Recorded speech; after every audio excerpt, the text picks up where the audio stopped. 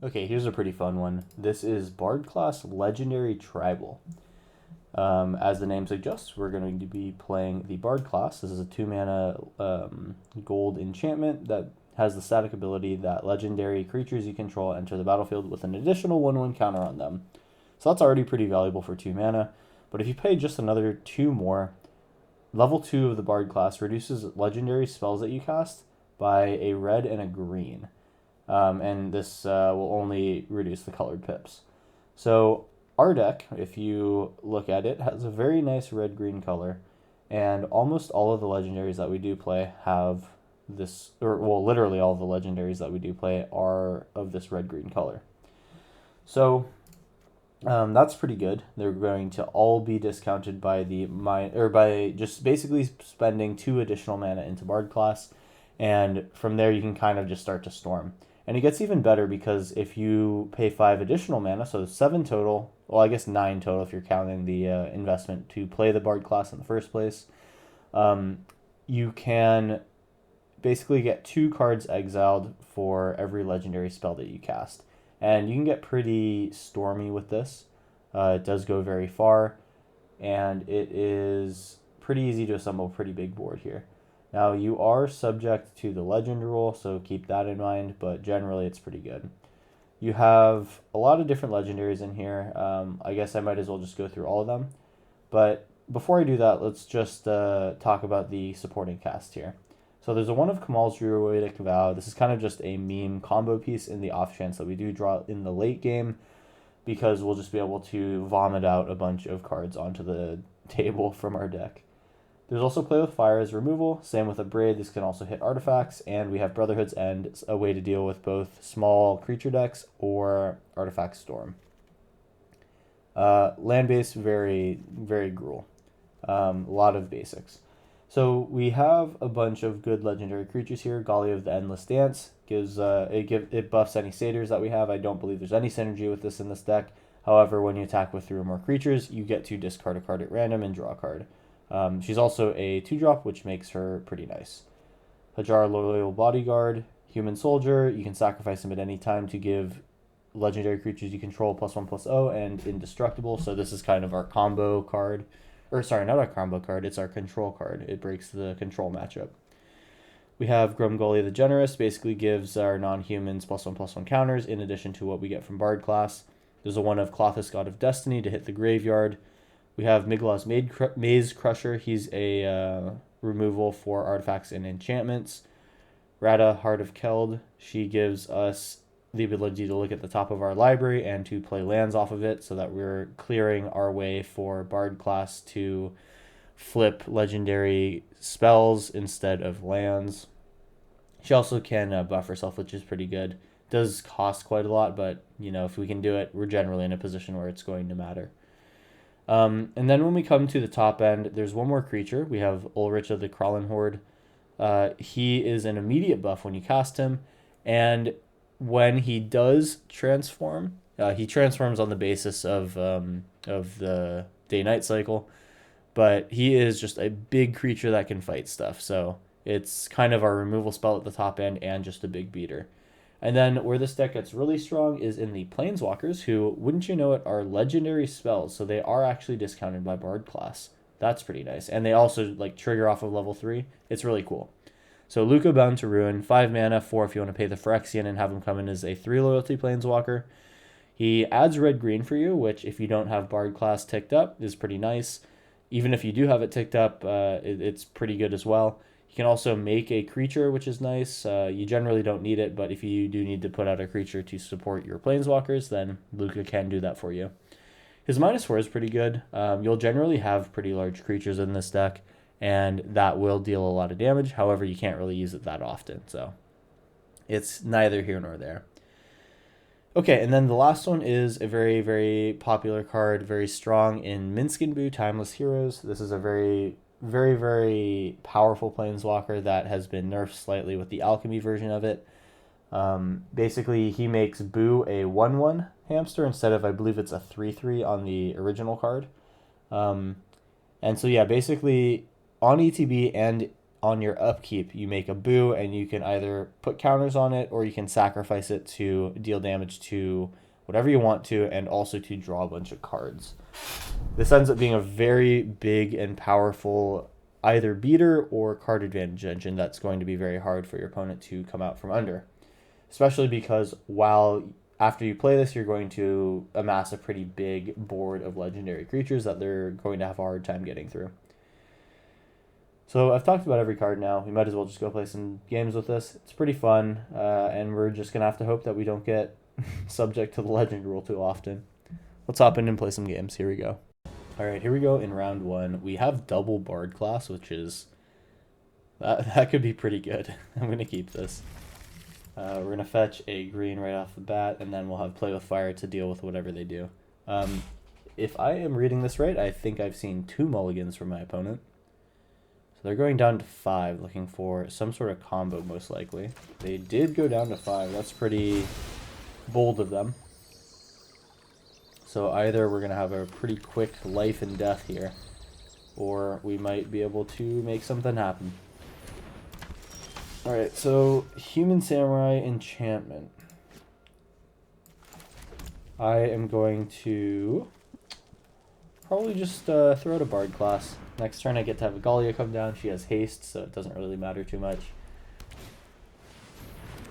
Okay, so another creature gains indestructible. Okay. This is this Samurai? I would be so happy if this was Samurai. Okay, so let's see. Galia is essentially free if I uptick the Bard class, so I'll do that. Galia is free. And she is a little bigger. We're going to go ahead and swing in, see if they'd like to trade. They do not. And we're going to hold up Play with Fire in case Selfless Samurai needs to do anything.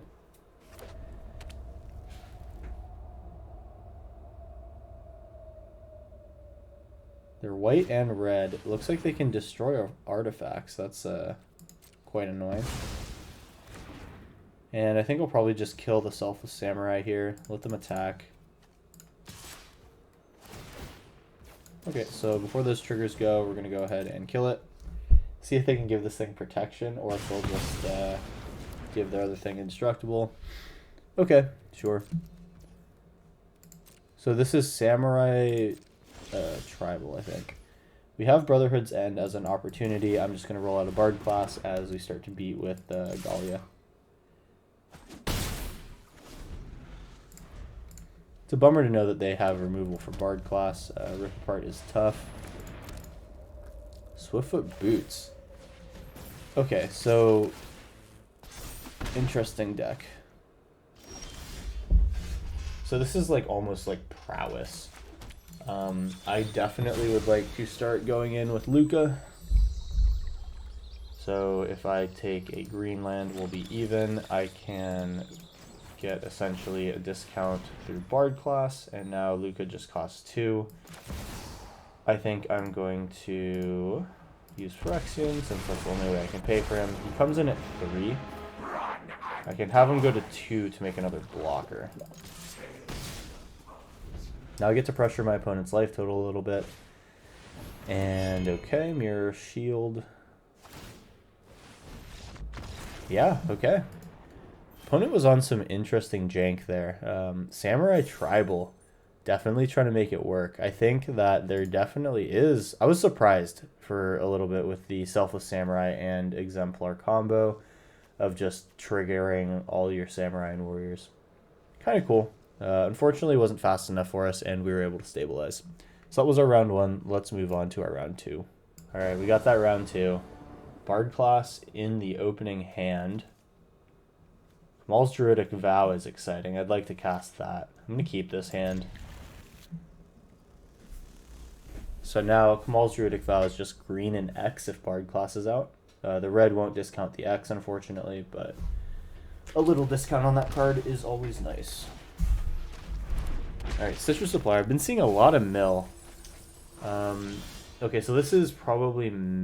well, this wouldn't be Madness. I have seen this deck before, and I do not remember what they were doing, so that's fine. Copperline Gorge or Stomping Ground. I think I'll just hedge on myself drawing another land. So I'll probably just immediately go Bard class. Then on the following turn, Hajar. Assuming and then on my turn 4, I can have Ulrich come down. They like what's on the top of their library. Looks like it's something that they want to mill, so this would be a Thoughtseize. Interesting. They got a lot of hand hate. I'm surprised. Let's go ahead and get Bard class out now. I don't want that to get Thoughtseized. I think once it's on the battlefield, this deck might have a hard time removing it. Though red is capable.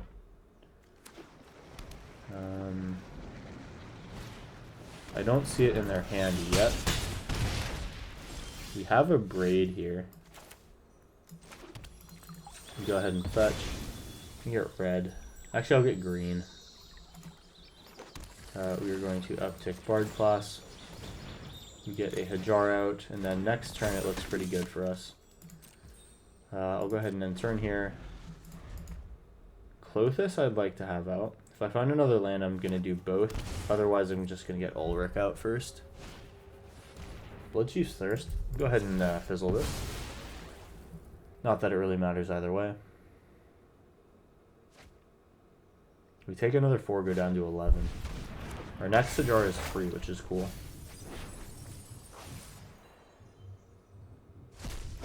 Okay, so they get another creature out. We're going to be able to block now. The only issue is going to be Phoenix of Ash in the air, but we do have a Braid for it. Okay, so I can Minskin Boo. The Boo that comes in is going to be too small, unfortunately. Well, Hajar is free, so I'll play that. I can Klothys in a Braid. Klothys won't be a creature, though, so he can't block. So I think I'm just going to be on Ulrich. This thing gets big. Fortunately, doesn't matter. So now we got blockers. They're going to hit us down to 9. Potentially 9, 8. It'll be 8 if they attack with everything. And I think they will attack with the Stitcher Suppliers. They may or may not attack with the zombie. My own Brotherhood's End would be absolutely amazing right now. All of my things are too big to be destroyed by that. Phoenix of Ash getting bigger, I forgot was a thing. That's going to be kind of a pain. Looks like they'll just go in with that and then maybe attack all in next turn. It would be a big draw to get a board wipe here. Unfortunately, don't get it, but we do have a bunch of creatures that can be out here. So Klothys coming in. Klothys is now a creature, which is great. And that's going to start draining my opponent, which is cool. I can use a Braid to kill Phoenix of Ash or deal with whatever else they're going to do. Pass turn. Alright, Timurit calls the dead. Them gaining life is not the biggest thing in the world for me. They could potentially go all in with the Phoenix of Ash to put me down with 6 damage, but they would need to activate it. So I'm going to wait till they spend mana on Phoenix of Ash. I'll be fine taking 2 if that's what they plan for me. Sure. Once they do the first activation, then I want to Braid because now they can't do it twice. Cool. If they had played a land, I would have been in trouble there. Luckily, it was not. Alright. And we make it out of here. We're going to move to our turn. We get a Klothys trigger here. We're going to go ahead and not exile a land. We'll just take... what would they want to reanimate here? It's going to absolutely be Phoenix of Ash. Get that thing the heck out of there. And now we have 4 mana, which is a Kamal's Druidic Valve for 3. That's kind of low. So let's get a red land, and then it's going to be Minskin Boo. Minskin Boo, and I'm going to immediately go in with my my Boo, sorry. That thing's 5/5 now.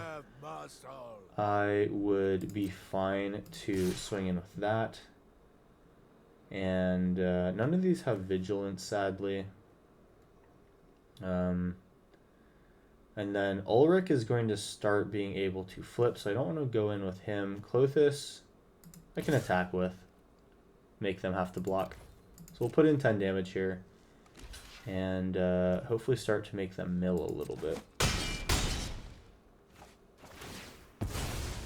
So hopefully they don't get another Phoenix in there. Okay, nothing good.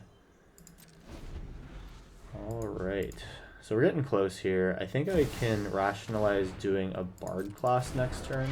We're going to lose our Kamal's Druidic Vow. That's okay. Not the worst thing in the world. So I will be taking their Kroxa unless they have a land. Oh, it's just double Kroxa. Okay. So we get to take one of them.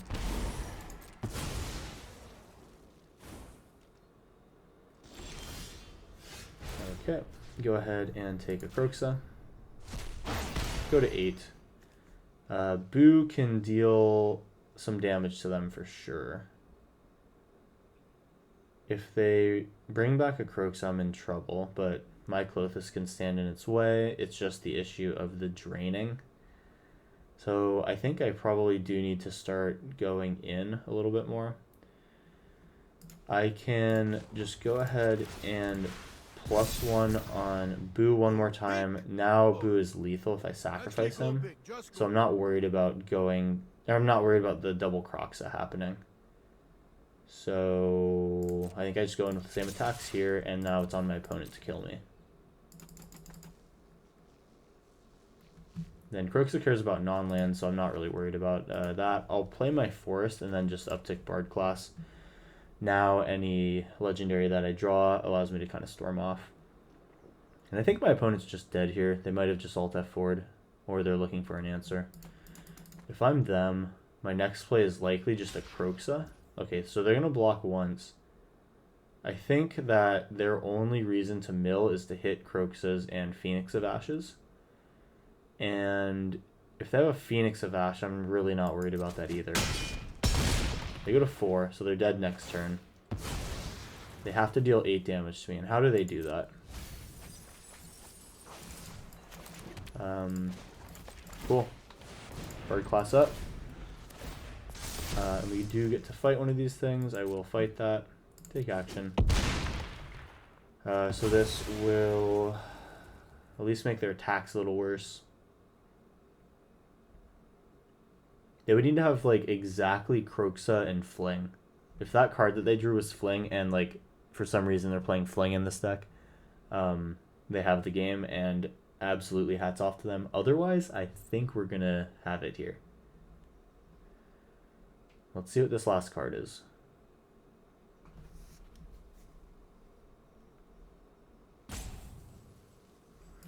Let's take a look at their deck.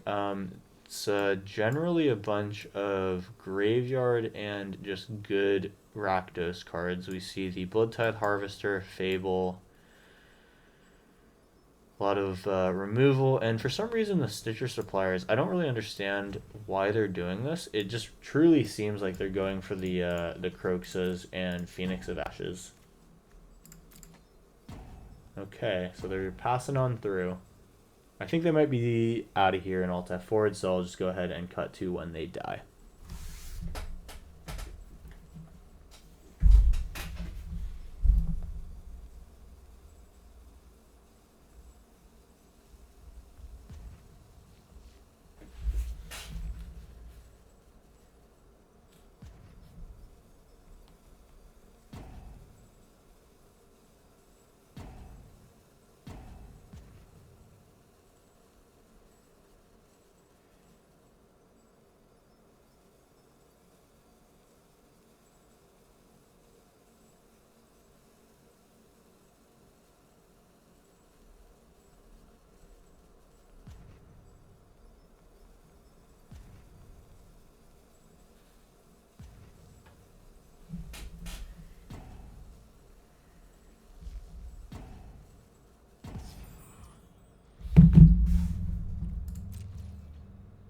Okay, opponents passed it back to me, and now I can go ahead and just take something out of their graveyard, put them to 2, and then it's a Minskin Boo, sacking Hamster, and booping them for 8. We get to draw 6, and our opponent is dead. So that was our round 2. Let's move on to round 3. Round 3 coming up. So we have Brotherhood's End here, a Hajar, and a Play With Fire. I'm going to mull this one. This is a little bit better. We have a bunch more creatures. We need one more red land for Brotherhood's End, and at least the Play With Fires can help us slowly keep going. I think I probably want to get rid of maybe Galia. She's not super good.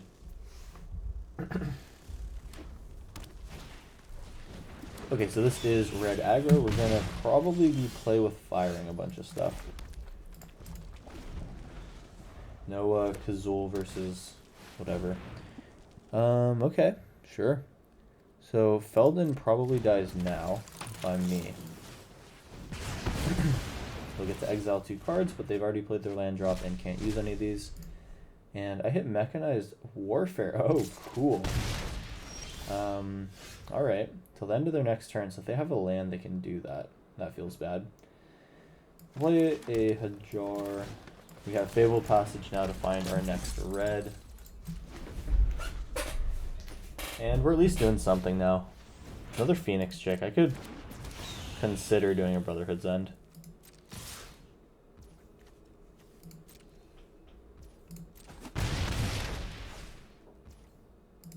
Okay, swing in. Let's go ahead and get this going. Find another red mana. Kamal's Druidic Vow gets cast for 2 now. I needed a second red. There it is. So I'm going to swing in. And we're going to see if what they decide to play here. A Squee, huh? So Squee has Escape. And when he attacks, he's going to be annoying. So this is absolutely Play With Fire. However, I could Brotherhood's End everything. I think for now I'm good just killing Squee. Play With Fire hand, absolutely doing work. We go to 15, but then our opponent goes to 14, so we're slowly winning the race. We might as well just put a tap land in since we don't have anything to play right now. And we just gotta hope to draw into a Bard class. That's kind of our big breaker here. Okay. We're going to kill our Hajar, so now seems like a good enough time as any to Brotherhood's End. We take 4, go to 10. And, okay, well, a Play With Fire is actually pretty good. So I can Brotherhood's End. I'm going to hold up Play With Fire, and then Kamal's Druidic Vow for 3. I would ideally like it to be a bit more than 3. I'm going to try to hold on to the Druidic Vow. But if they start to deploy a bunch of things, then I will think about doing it differently. Looks like they don't have a land for this turn. If they just pass and don't do anything, I'm over the moon. Alright, go to Galia. She can come in. Swing in there. They go to 12. We can kill Squee. Reckless Impulse. Okay. Twinferno, okay. That can't be used. And another Mechanized Warfare. That's a bummer. This goes... How does Reckless Impulse? It's till the end of their next turn. Okay, so they're going to get one of these. Twin Flame, not really sure what they're going to do with 1 mana. I'm going to swing in. Now the question is, do I go in with Kamal's Druidic Vow? I have a good number of hits at 3 mana, but not that many. So I'm going to play it slow. I hope Galia eats a removal spell. I don't really care about Mechanized Warfare currently. Okay, nice. We got a Luca. I'm going to go ahead and cast him just straight up. And then I will just go ahead and plus him. Keep him out of harm's range. Swing in. They go to 8. Now we're tied. And I feel pretty good now. Electrostatic Infantry. Would have loved to have just 1 more damage for Play With Fire. We can -4 Luca. That can kill the Electrostatic Infantry. I have Galia into Clothis. Galia's going to be just a little too small. 3. Oh, you know what? He comes in as just big enough. That's huge. So now, Luca, bam. Submit 1. 4 damage. Alright, now Clothis is not even a creature, so he can sit there and drain my opponent until they die. We have Play with Fire, so I only need two things to happen here. But am I alive? Oh, they scry to the top. Okay, so we can remove something. Oh wait, where's Squee? Yeah, I want to do that. I go to 3 now. Ulrich is death. Well, I'm going to play this to the field. If they have something that can deal 3 damage, I'm dead anyway.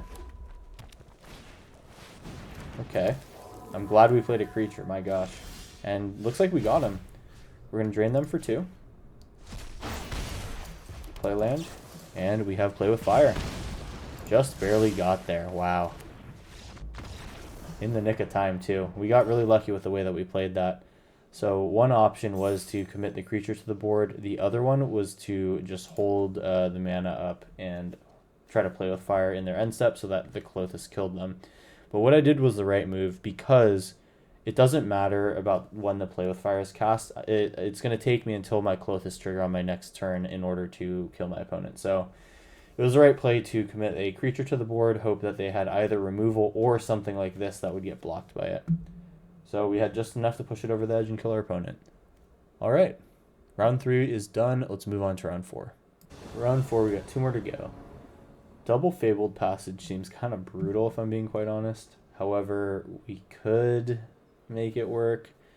We have the Brotherhood's End, but all of our creatures don't really work well with it. I'm going to mull this one, try to find a Bard class.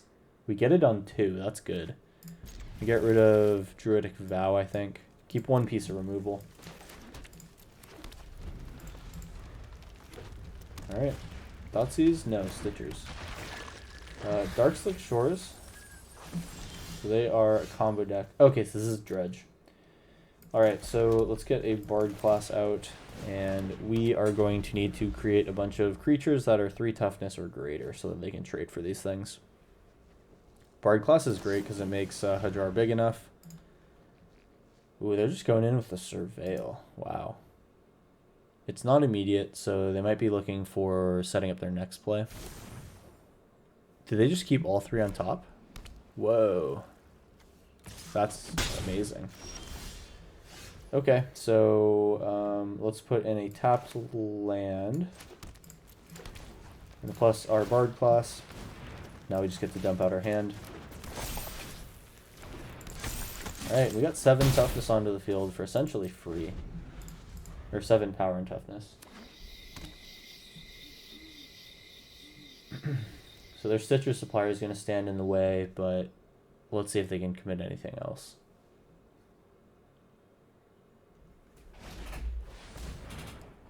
I would really like to find Clothis. That would feel pretty cool. Yep, so they're going to Satyr Wayfinder, look for something to bin. Nothing too good. They're running Jace to self-mill. Stitcher Supplier, yeah, and some lands. These are fine. They mill Jace, okay. Or yeah, they just took one of the lands, I see.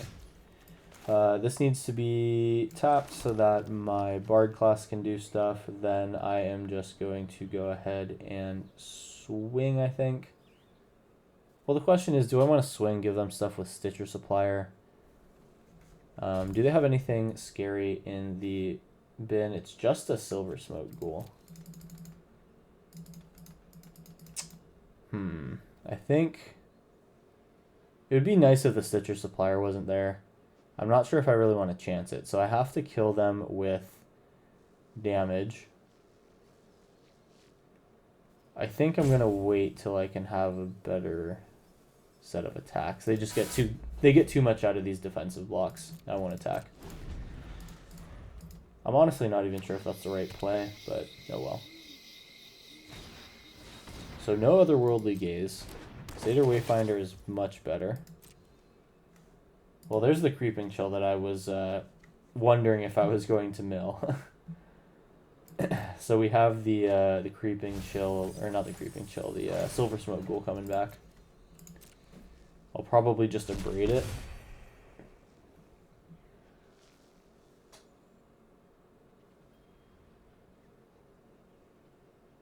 And we have a turn where we are potentially going to be going off. It may not be this one, but there's a turn coming where we're going to be able to do a lot of stuff.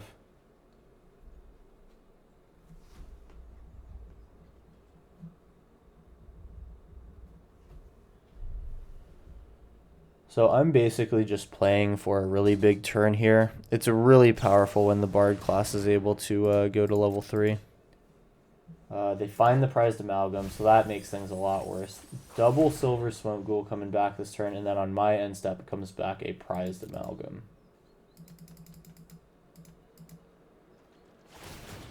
Alright, so luckily our creatures are somewhat big.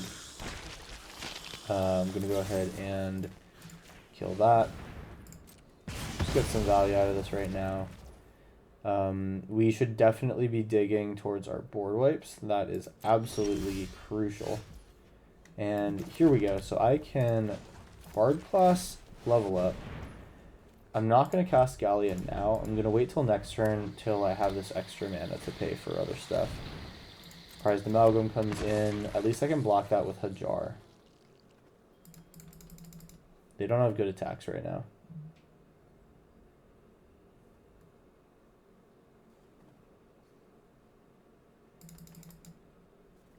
If they swing in with Ghoul, I just block.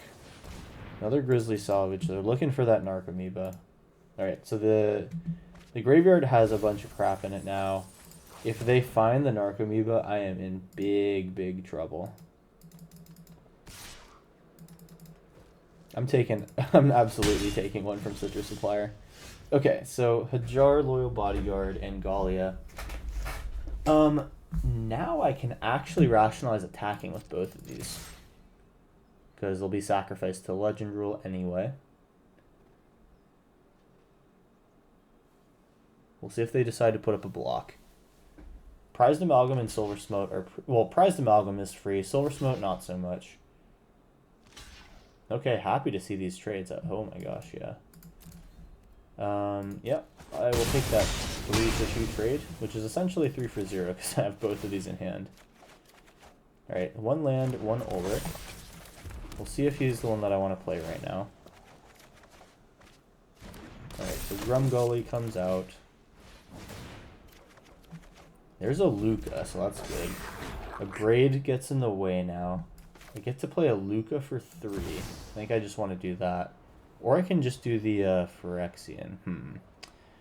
Yeah, let's do the Phyrexian. We'll just auto-pay, I think. Rada, sweet. Another Bard class. Okay, there's Clothis. Clothis is huge. I'm going to use Luca to give me some extra mana. Clothis is 100% what I want to play.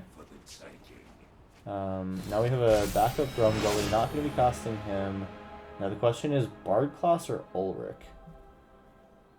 I'm already in my post-combat main, so I think I want a backup Bard class. No, I think I want something on board. Yeah, because if they don't cast anything, or if I decide to not cast anything, I can Ulrich and then kill one of their creatures. It doesn't really matter how I do this. We'll go ahead and end the turn here. Now we got one heck of a board.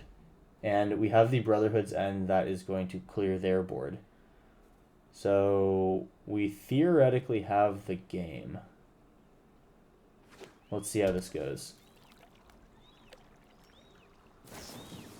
Alright, Grizzly Salvage, you got it. Jace, fine.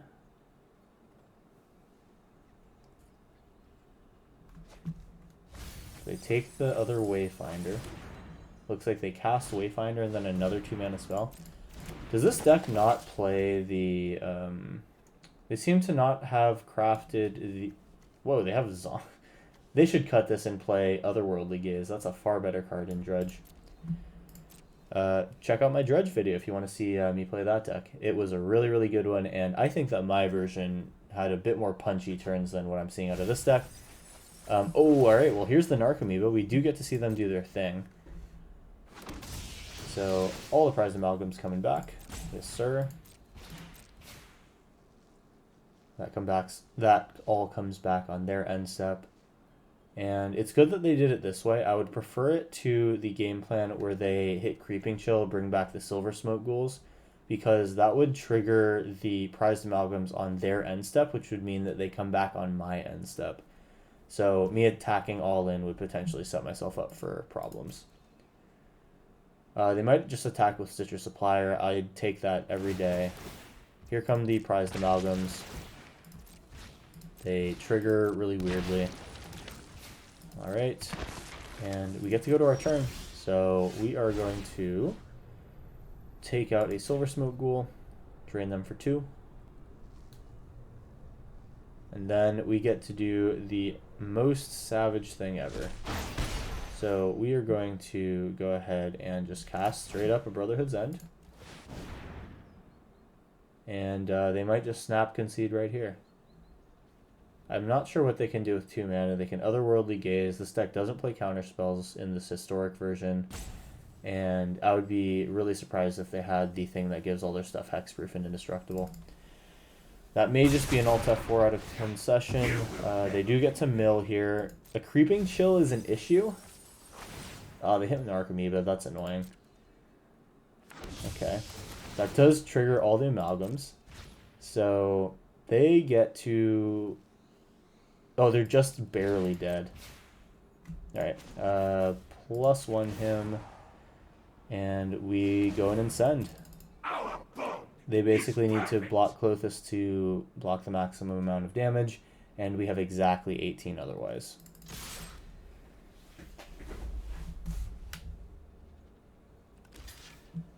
Alright. And do they have something to flash in? Alright, they can look for one more Narcomoeba. Is it going to be here? They have 14 cards left in deck.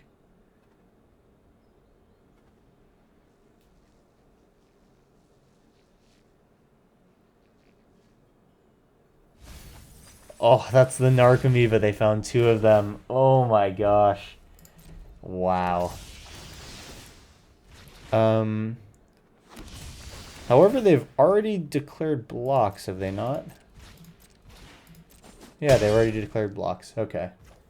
Wow. They should have done that before blocks. Alright, I think we just absolutely stole a game there. Got very lucky. That was our round 4. We have 1 more to go. Let's try to finish strong with our Gruul Legendary Tribal deck. Okay, we're in the final round with Bard Class Legendary Tribal. So here, we've got the Klothys. He's nice. We have a Grumgully. And we have a bunch of stuff that we can cast if we find 3 more lands. This hand kind of feels like bait, if I'm being honest. I'm going to mull it. This is a hand that is fine if I eventually draw land. And if I'm playing a deck that has a lot of removal. I'm going to give it a try. We're going to see if we can draw into what we need.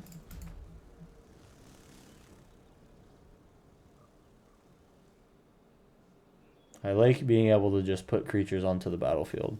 That always feels nice. Ooh, and it's goblins. A deck that this might not end well for me.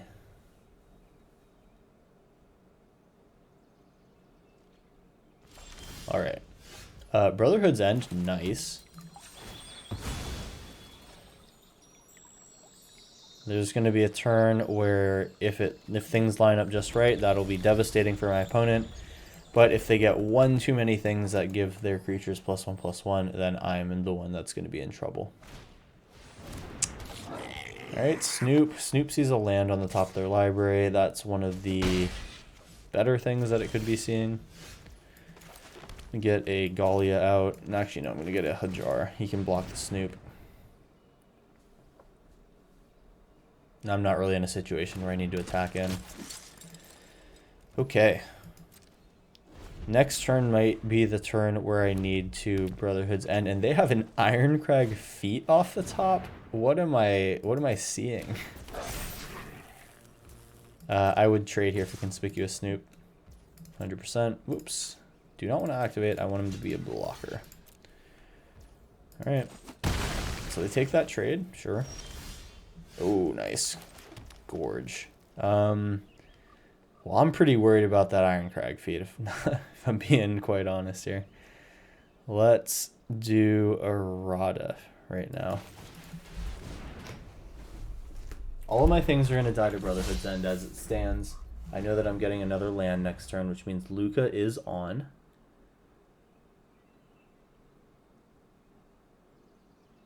I don't know what the heck's up with this Iron Crag feat. Runevelt Hordemaster, so this is the turn where I blow up their board and mine. Okay, so Bard Class coming up next. That's huge. So yeah, this actually lines up very well. So I'm going to attack with Rada. I'm going to blow up the board with Brotherhood's End. I can next turn Bard Class, uptick, and then all of my legendaries are free. Then the following turn, it's going to be Luca. So we'll swing in, see if they want to give us a couple damage. They take it. Alright, cool. So Brotherhood's End, kill all the creatures and planeswalkers. And they can sack stuff with Skirk Prospector for mana, sure. Alright, now there's a chance that I have just loaded them up with Iron Crag feat, but let's not think about that. Oh, they don't even bother doing Iron Crag feat, okay. Well, Kranko Mob Boss is going to make this hard. Plus Bard. Alright, she comes in big, he comes in bigger. Pass turn. If I draw a land, I'm going to Bard Class first, and then we're going to try to start storming off. We need to be doing something that rivals our opponent. And they're about to make a bunch of little Kranko guys that are going to really start to hurt. Runevelt Hordemaster. Ay, ay, ay. Okay. Luckily, these have Summoning Sickness. They don't attack. Okay. So, darn, a Braid is just a little bit too small. I can Luca minus. Yeah, if I Luca minus, that kills Kranko. I think that is pretty worth it. Then if, and I need to have him come in like this, otherwise I can't do his -4.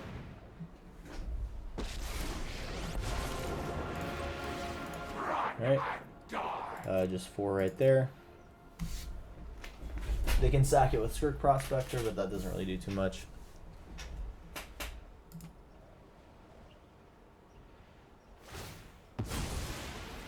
Alright. The Prospector, sure. And we ship it back to our opponent. And we look at 8, 10, 12, 13 damage. They'll attack with 3 things to kill Luca, probably.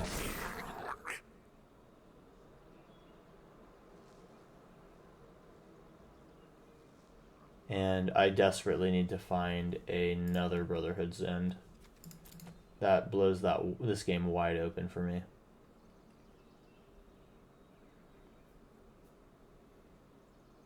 So this doesn't really seem like a Muxus pile. This seems kind of just general value. I'm going to trade Gallia for Den of the Bugbear.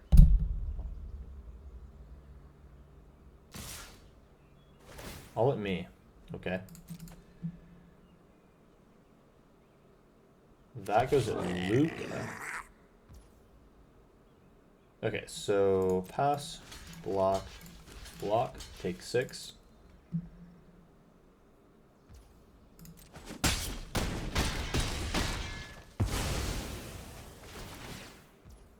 I'm gonna kill Runevelt Hordemaster this turn. There's the Muxus that is about to make my life hell. I really need a big top deck here.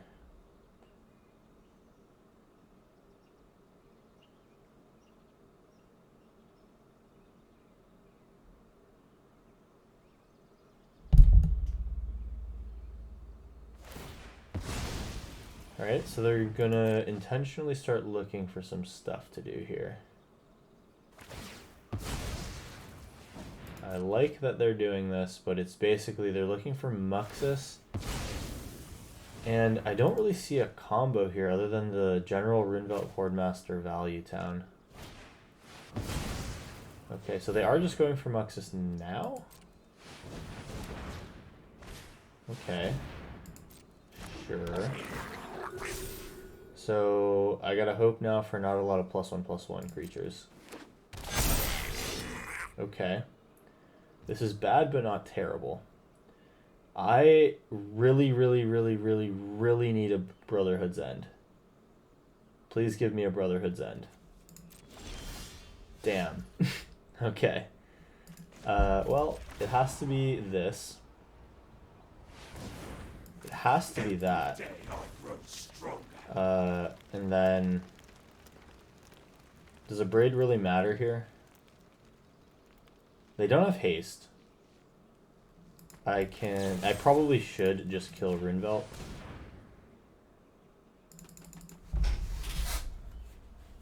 Yeah, this is getting a little messy. Double triggers, sure. Oh, and then the Chieftain kills me next turn. Bummer. Looks like we're just not gonna get there. Yeah, imagine if I had just top decked the Brotherhood's End right there.